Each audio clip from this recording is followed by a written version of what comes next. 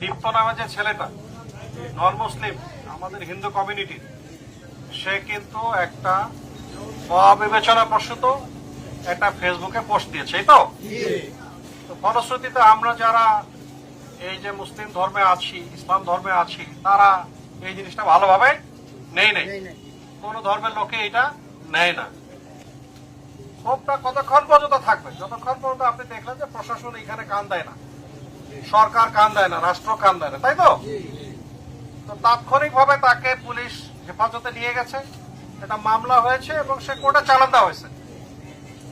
এরপরে আবারও এটা নিয়ে বাদ মাগরিব মিছিল, বাদ এশা মিছিল, বাদ ফজর মিছিল, বাদ জোহর মিছিল, এটা তো ভাই আমরা বুঝতেছি এটা কেন।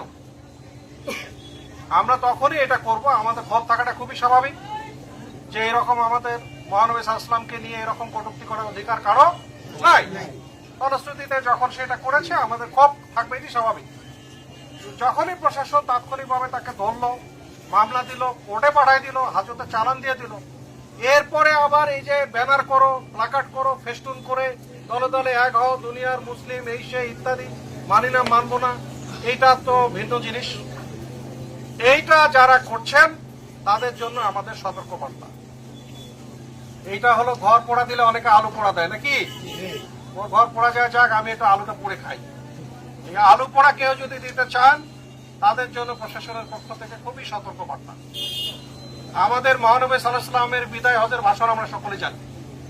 উনি বলেছেন যে ধর্ম নিয়ে কেউ বাড়াবাড়ি করিও না, বড় ধর্মের প্রতি সহিষ্ণুতা, এবং যুদ্ধের ময়দানেও যদি আপনি দেখেছেন যে কাফেররা পরাজিত হয়, তার জান এবং মালের নিরাপত্তা উনি বলেছেন সাহাবীদেরকে যে তোমরা নিশ্চিত করো, কারণ সে পরাজয় হয়েছে, আমার কাস্টডিতে আছে, আমার অধীন আছে, এখন তাকে আর আমরা কোনো কিছু করতে পারি না। আমরা আপনাদের কথা দিচ্ছি, তার বিরুদ্ধে মামলা হয়েছে, শক্ত মামলা, আমরা তাকে হাজতে প্রেরণ করেছি, তার বিচার হবে ইনশাআল্লাহ। আইন সকলের জন্য সমান, রাষ্ট্র মুসলমানের জন্য, হিন্দুর জন্য, বৌদ্ধ